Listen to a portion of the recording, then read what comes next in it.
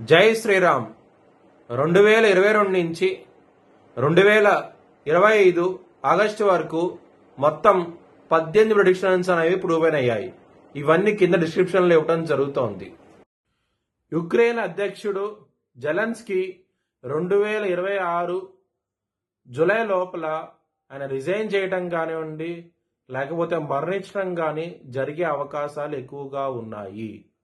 వృషభ రాశికి అధిపతి శుక్రుడు. వృషభ రాశిలో కృత్తిక 2, 3, 4 పాదాలు, రోహిణి 4 పాదాలు మరియు మృగశిర 1, 2 పాదాలు ఉంటాయి. ఈ నక్షత్రం వాళ్ళందరికీ నేను చెప్పే వార ఫలితాలు వర్తిస్తాయి. ఈ వారంలో మీకు మొత్తం 5 గ్రహాలు యోగిస్తున్నాయి. ఇక్కడ శుక్రుడు సింహరాశిలో యోగిస్తున్నాడు, సూర్యుడు బుధుడు యోగిస్తున్నారు, అలాగే రాహువు యోగిస్తున్నారు, అలాగే శని గారు యోగిస్తున్నారు. 5 గ్రహాలు యోగిస్తున్నాయంటే ఇది మామూలు విషయం కాదు. వృషభ రాశి వారికి చాలా మంచి ఫలితాలంటూ ఉంటాయి ఈ వారంలో మాత్రం. కానీ శత్రువులతో మాత్రం విభేదాలు వస్తాయి, జాగ్రత్తగా ఉండండి. ఎందుకంటే ఇక్కడ 6వ స్థానంలో కుజుడున్నాడు, మళ్ళీ స్వాతి నక్షత్రం మీద ఉన్నాడు. స్వాతి నక్షత్రం అధిపతి రాహు. రాహుకి కుజుడికి అస్సలు పడదు.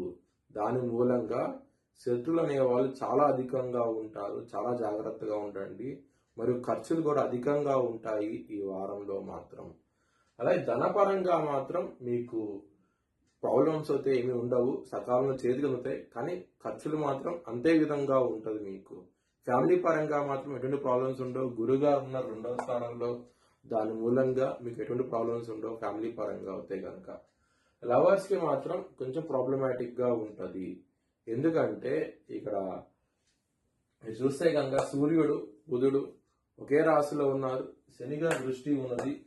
సో మీ పంచమాధిపతి అయిన బుధుడి మీద శని దృష్టి ఉండటం మూలంగా లవర్స్ కి ప్రాబ్లం గా ఉంటది. ఈ వారం అనేది అంత అనుకూలంగా లేదు మీకు.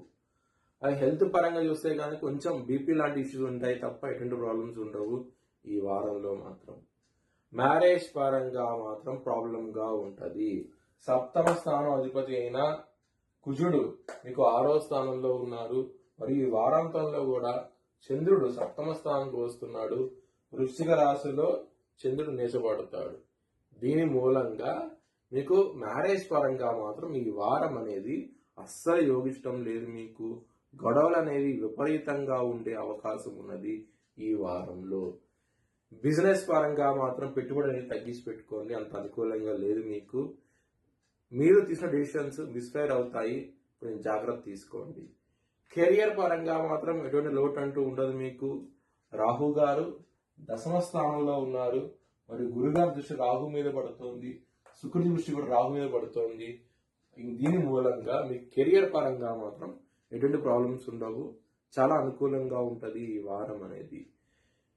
సోమవారం రోజున ముఖ్యమైన డెసిషన్స్ కానివ్వండి, ముఖ్యమైన పనులు కానీ చేయకండి, ఇబ్బంది పడే అవకాశం ఉన్నది.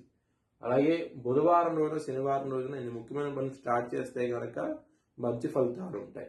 మీ భవిష్యత్ వివరాల కోసమై హెచ్ఎల్ఎన్ జ్యోతిష్యాలను సంప్రదించండి. Please like, share and subscribe my channel.